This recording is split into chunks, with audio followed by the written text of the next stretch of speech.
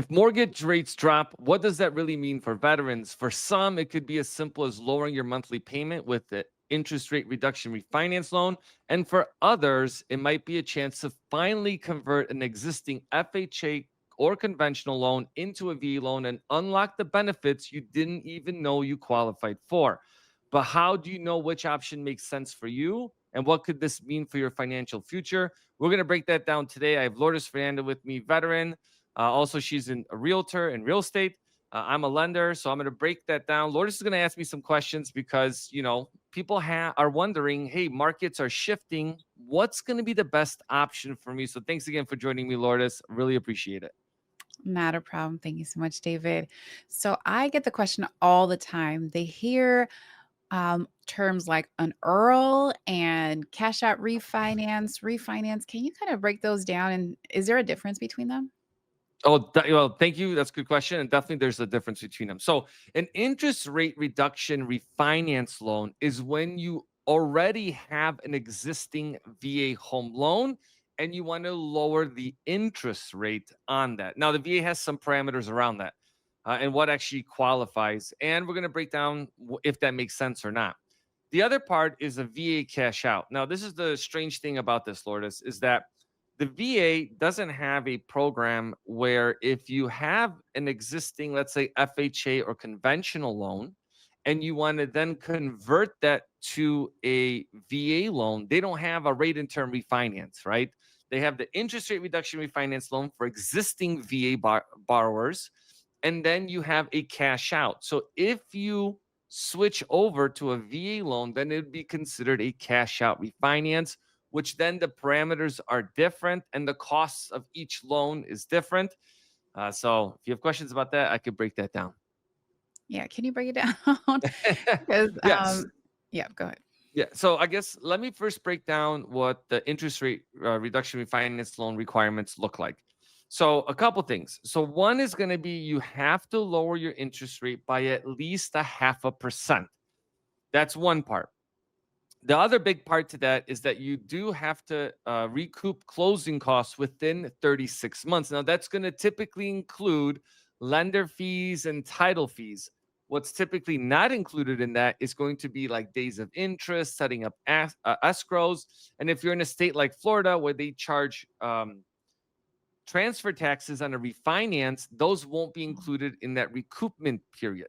And that's why it's very important that when you look at a loan estimate or you talk with a lender, then you kind of see what the difference looks like. Now, if you guys want, you can schedule a call with me. I am a loan officer and I can help you with that process and we'll determine does it make sense. And sometimes, Lourdes, if you're dropping 0.5%, sometimes the juice may not be worth the squeeze, right? If you're Mhm. saving $50 a month to refinance your loan and recast the loan, it might not make sense. But a lot of people right now are saving, like we just talked to somebody, $400 to $500 a month by Wow. refinancing their homes. Like that's huge, right? That's a lot of money back in your pocket, especially as costs have gone up.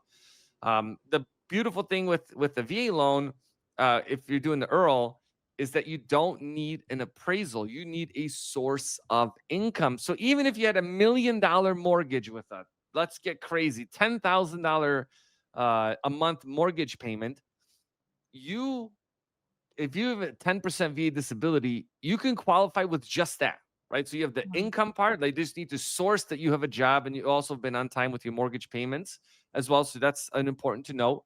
Another big thing is that you do have to make at least 6 mortgage payments. So people just bought like 7 months ago. You might not be in that window because you have to make 6 mortgage payments and it has to be 210 days from the time that you make that first payment. So on the 7th month is when you'd be able to close on the mortgage. So that's those are important things to know. And another question that I get a lot, Lourdes, is that is there a limit to the amount of times that I can do an IRRRL? And there isn't. You could do it really every 6, 7 months.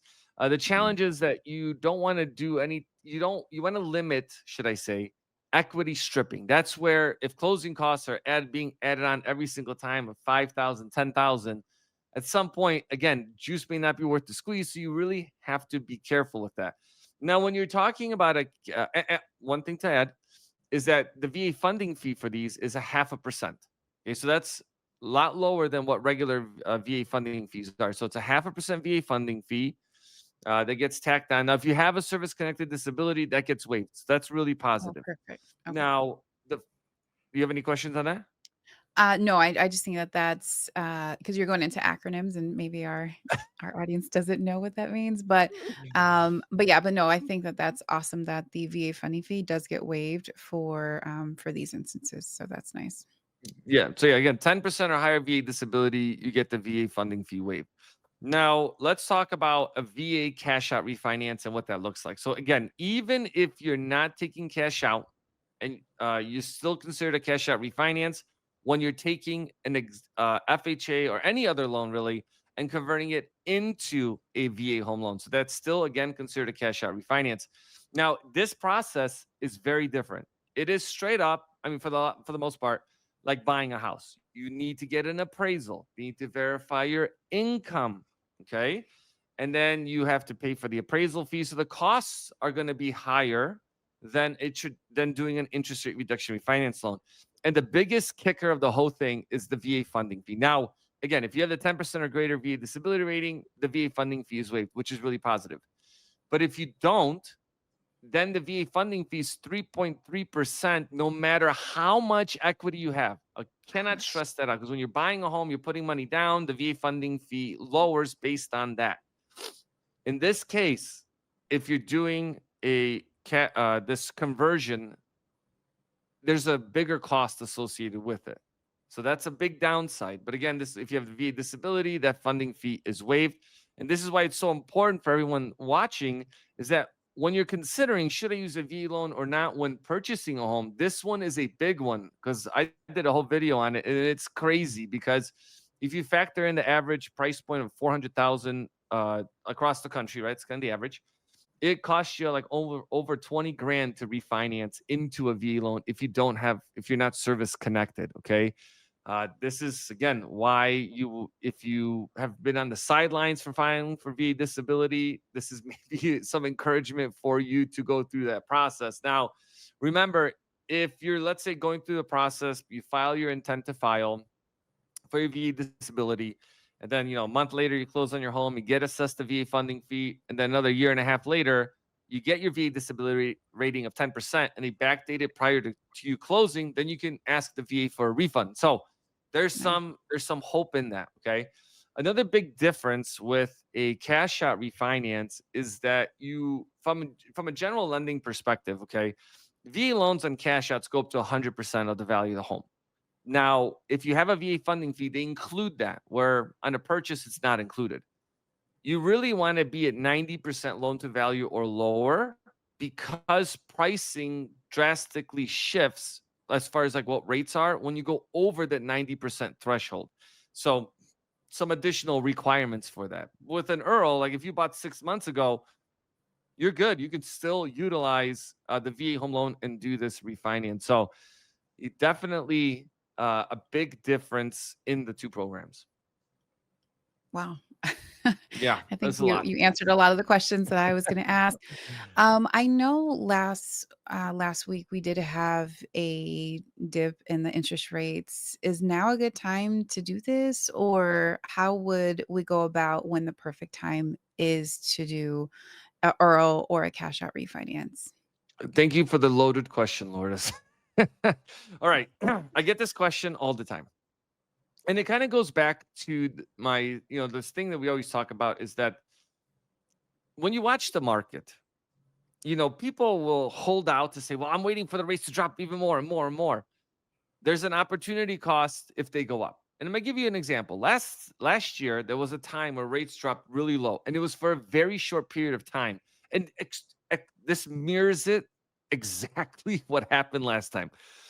Leading up to the Fed funds meeting, rates dropped significantly. Then the Fed met, they dropped rates a 0.5%, and interest rates skyrocketed. And you're thinking, well, if they dropped the Fed funds rate, why did mortgage rates go up? Because they dropped them too much, which is crazy. So that's why you have to really, the market dynamics changes fast. Mm, And if you don't go through the process, you could have a missed opportunity to save a lot of money. So I say I wouldn't focus on what is happening. I would say like in the market, I would focus on your situation. So look at where your rate is. We use like mortgagenewsdaily.com. You can see what the rates are. They have like an aggregate of interest rates across the industry. Mhm. So you can see, hey, if I'm at a 7% and rates are, let's say, potentially 5.75, again, this is for educational purposes only. So you guys have a comparison. And then you might look at it and go, well, my rate's at 7, current market rates are 5.75. Just, go online and search for a quick calculator and see how much your payment would change. An easy Mm. way to do it, right? Like if someone asks me, like, David, is the juice worth the squeeze? I'm gonna First thing I ask to make things super simple is what's the current mortgage balance of your mortgage? It's like, well, my current mortgage balance is 400,000. Just add 10 grand to it because you have days of interest that you have to pay on the payoff, plus you have the new mortgage, plus you have to set up escrows if you pay property taxes. All that's going to have to be factored in. So, general rule of thumb, I just add in 10 grand to closing costs. So, I would do 410. Then I would put that in the calculator and recalculate a new 30-year mortgage and then put in the interest rate and see what my savings would be. So, if my savings are $500 a month, that's real positive, right? You can recoup like your closing costs relatively soon. And someone might ask Lourdes, like, well, $10,000, you're saving $500 a month. That may, what does that recoupment period look like? It's a more complicated question, but I'm going to answer it. Okay. And I want you to follow with this because sometimes when you look at costs, you're thinking immediately, oh, this is 10,000. Oh, this is not worth it. But what you don't realize is one, the mortgage resets up your escrows if you have them. So that takes up a portion of that money. You have to repay for your homeowner's insurance. So you have to pay for that again up front, resetting that timeline. Also, depending on when you close in the month, you may have days of interest. You may be able to quote unquote skip a payment. So you might not have one or two mortgage payments. Okay. When you refinance, all that money you have with the current mortgage company, like the taxes and insurance, gets refunded back to you 30 days after the mortgage has been paid off. Mhm. So when we look at it, we might say, man, we got 4,000 in escrows right now. We're going to skip two payments and we're going to save 3,000 a month, 3,000 and 3,000, so $6,000. Plus we're going to get the 4,000 back from escrows.